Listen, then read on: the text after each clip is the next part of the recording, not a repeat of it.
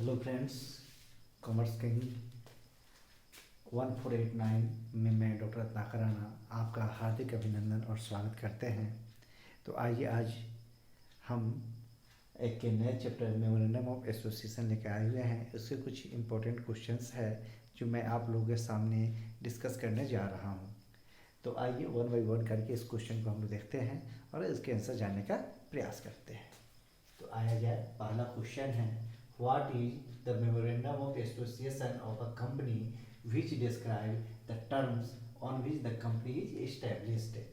पहला ऑप्शन इसमें है हमारा दिया हुआ है ओरिजिनल डॉक्यूमेंट्स, दूसरा ऑप्शन दिया है ऑफिसर्स, तीसरा ऑप्शन दिया है हम लोग का चार्टर्ड और चौथा ऑप्शन हम लोग का दिया है इनमें से कोई नहीं। आइए एक बार इसकी हिंदी में हम लोग देखें कि इसका हिंदी क्या है।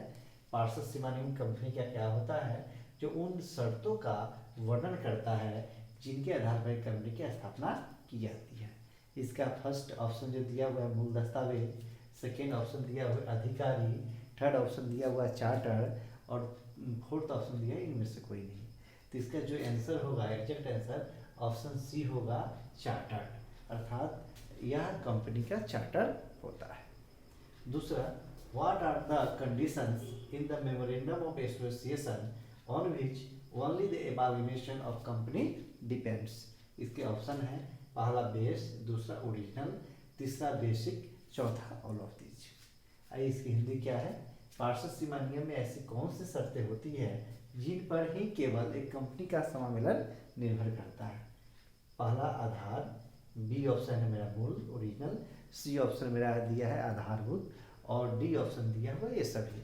तो इसके आंसर क्या होंगे, इसके आंसर होंगे आपका सी ऑप्शन का बेसिक, मतलब यह एमालिगेशन के लिए यह बेसिक पॉइंट ऑफ व्यू है, मतलब ये बेसिक है, कह सकते हैं आधारभूत संरचना होती है।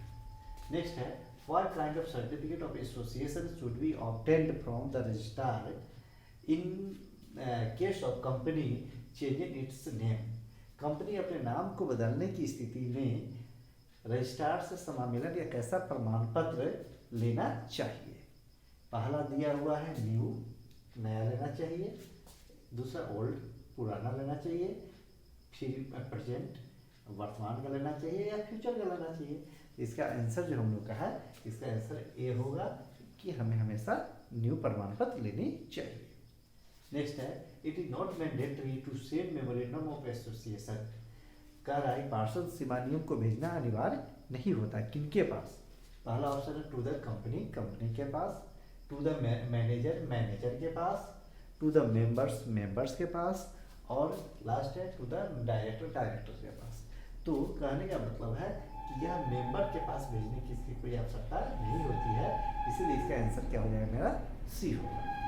आइए अगेन हम देखते हैं memorandum of association from time to time. पार्षद सीमा नियम समय समय पर क्या होता रहता है।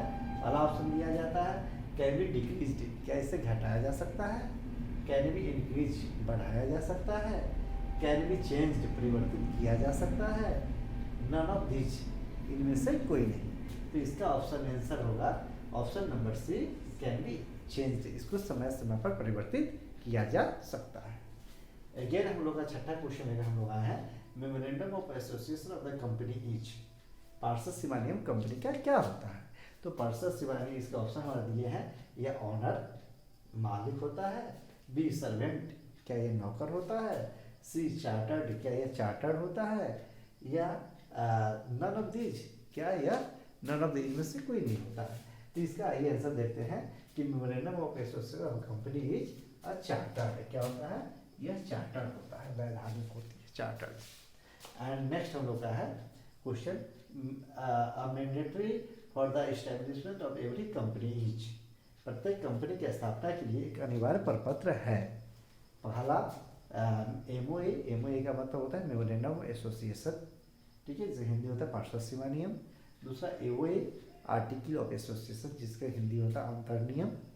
उसके बाद कंपनी रूल, कंपनी नियम, और नन ऑफ दीज, इनमें से कोई नहीं। तो आइए इसका हम लोग आंसर देखते हैं। इसका आंसर हम लोग होगा एमओए, मेमोरेंडम ऑफ एसोसिएशन। तो इस तरह से हमने मेमोरेंडम ऑफ एसोसिएशन की जितने भी जो इम्पोर्टेंट क्वेश्चन मुझे लगा मैं आपको सॉल्व करवाया और इस तरह से फिर हम लोग नेक्स्ट चैप्टर में मिलेंगे।